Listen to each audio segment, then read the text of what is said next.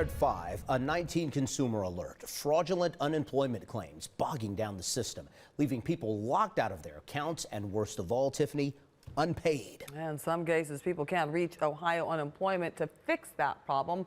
Katie Wilson spent the day speaking to a man in Maple Heights who's affected by this and has been really trying to get a hold of someone for a week now.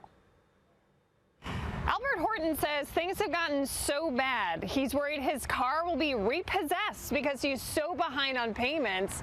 And sadly, according to the Ohio Department of Jobs and Family Services, he is far from alone. This is affecting thousands in Ohio. Thank you for calling the Ohio Department of Job and Family Services Office of Unemployment Insurance Operations. Albert Horton's got the process of calling Ohio unemployment down pat. Log into your unemployment account. He's got every prompt memorized. The problem is, once he enters all his information, Please call again at another time. That's what I get every day.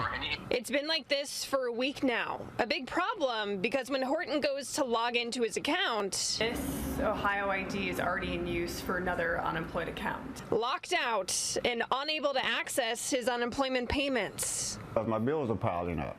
So I'm going over a month and, some days without paying on my bills, and I'm very surprised that my car is actually still sitting in the back. According to the Ohio Department of Jobs and Family Services, the problem stems from people trying to hack into other people's accounts and steal their money.